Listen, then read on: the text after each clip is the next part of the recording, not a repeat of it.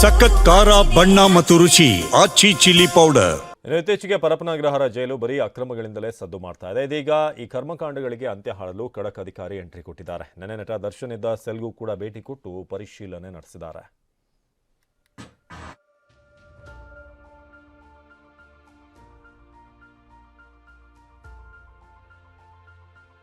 ಪರಪ್ಪನ ಅಗ್ರಹಾರ ಜೈಲಲ್ಲಿ ಇಂಚಿಂಚು ಪರಿಶೀಲಿಸಿದ ಅಲೋಕ್ ಕುಮಾರ್.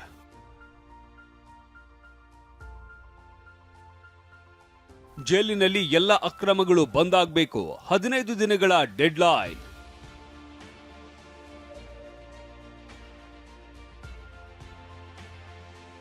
ದರ್ಶನ್ ಸೆಲ್ಗೂ ಭೇಟಿ ಕೊಟ್ಟು ಅಲೋಕ್ ಕುಮಾರ್ ಹೇಳಿದ್ದೇನು?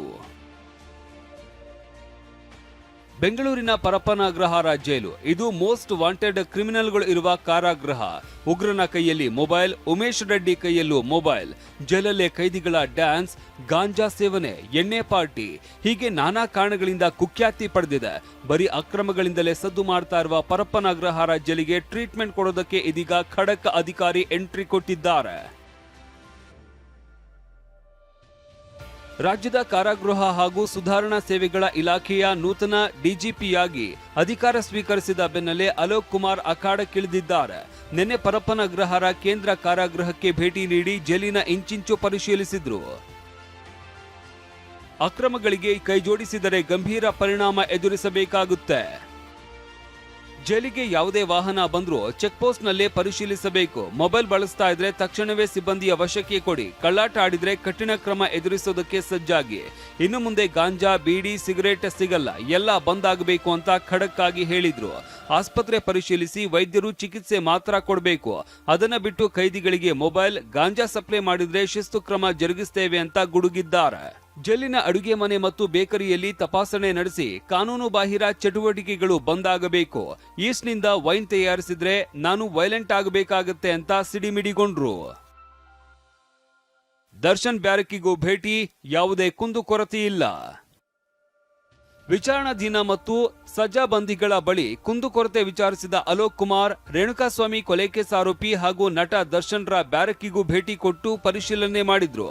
ಜೈಲು ಪರಿಶೀಲನೆ ಬಳಿಕ ಮಾತನಾಡಿದ ಅಲೋಕ್ ಕುಮಾರ್, ದರ್ಶನ್ ಇರಿಸಲಾಗಿರುವ ಬ್ಯಾರಕ್ಕಿಗೂ ಭೇಟಿ ಕೊಟ್ಟು ಪ್ರಕರಣದ ವಿಚಾರಣೆಯ ಬಗ್ಗೆ ಮಾಹಿತಿ ಪಡೆದುಕೊಂಡಿದ್ದೇನೆ. ಯಾವುದೇ ಕುಂದುಕೊರತೆ ಇಲ್ಲ ಅಂತ ದರ್ಶನ್ ಹೇಳಿದ್ದಾರೆ. ಆ ಬ್ಯಾರಕ್ನಲ್ಲಿ 6 ಮಂದಿ ಇದ್ದಾರೆ ಅಂತ ತಿಳಿಸಿದ್ರು. ಅವ್ರು ಏನು ಕುಂದುಕೊರತೆ ನಮಗೇನು ಹೇಳಿಲ್ಲ. ನಾವು ಅಷ್ಟೇ ಕೇಳಿದ್ವಿ ಅವ್ರದ್ದು ಡೇಟ್ಸ್ ಏನಿದೆ, ಹಿಯರಿಂಗ್ ಟ್ರಯಲ್ ಆಗ್ತಾ ಇದೆಯಾ, ಅದರ ಬಗ್ಗೆ ಏನು ಸಮಸ್ಯೆ ಇದೆ, ಅವರು ಯಾರಿಗೇನು ಸಮಸ್ಯೆ ಇಲ್ಲ, 6 ಜನ ಇದ್ದಾರೆ ಇದರಲ್ಲಿ. ಆನಂತರ 17ನೇ ತಾರೀಕು ಅವ್ರದ್ದು ಬಹುಶಃ ನೆಕ್ಸ್ಟ್ ಡೇಟ್ ಹಿಯರಿಂಗ್ ಇದೆ. ಹಿಂದಿನ ತಿಂಗಳ ಅದು 6ನೇ ತಾರೀಕು ಒಂದು ಬಹುಶಃ ಹಿಯರಿಂಗ್ ಆಗಿದೆ. ಸೊ ಅವ್ರದ್ದು ಹಿಯರಿಂಗ್ ಏನಿದೆ ಅದು ಕೇಸ್ ನಡೀತಾ ಇದೆ.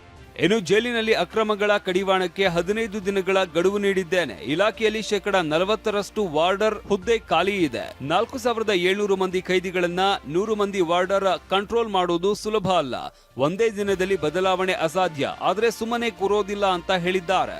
ನಾವು ಬೇರೆ ಅಕ್ರಮ ಚಟುವಟಿಕೆ ಏನಿದೆ ಅವ್ರಿಗೆ ಪೂರ್ತಿ ಕಡಿವಾಣ ಹಾಕಲಿಕ್ಕೆ ನಾವು ಅವ್ರಿಗೆ ನಿರ್ದೇಶನವನ್ನು ನಾವು ನೀಡಿದ್ದೀವಿ. ಆದರೆ ನಾವು ನೋಡೋಣ, ಮತ್ತೆ ಯಾರು ಏನಾದರೂ ತೊಡಗಿದ್ದಾರೆ. ಮತ್ತು ನಾನು ಈಗ 15 ದಿವಸ ಅದು ಟೈಮ್ ನಾನು ಕೊಟ್ಟಿದ್ದೇನೆ ಇಲ್ಲಿಗೆ. ಆರ್ಡರ್ದು ಸಂಖ್ಯೆ ಈಗ 40% ಈಗ ಕಮ್ಮಿ ಇದೆ. 700 ಜನಕ್ಕೆ ನಿರ್ವಹಣೆ, ಕೈದಿಗಳಿಗೆ ನಿರ್ವಹಣೆ ಮಾಡೋದು, ಸಾಮಾನ್ಯ ಜನ ಇಲ್ಲ ಅವರು. ಅದೇನೇ ಇರಲಿ, ಈವರೆಗೆ ಎಷ್ಟೋ ಅಧಿಕಾರಿಗಳು ಬಂದು ಹೋಗಿದ್ರು, ಪರಪ್ಪನ ಅಗ್ರಹಾರ ಜೈಲಿನ ಅಕ್ರಮಗಳನ್ನ ತಡೆಯೋದಕ್ಕೆ ಆಗಿಲ್ಲ. ಖಡಕ್ ಅಧಿಕಾರಿ ಅಲೋಕ್ ಕುಮಾರ್ ಇದಕ್ಕೆಲ್ಲ ಫುಲ್ ಸ್ಟಾಪ್ ಇಡ್ತಾರಾ, ಕಾದು ನೋಡಬೇಕಿದೆ. ರಾಮು, TV9 ಆನೇಕಲ್.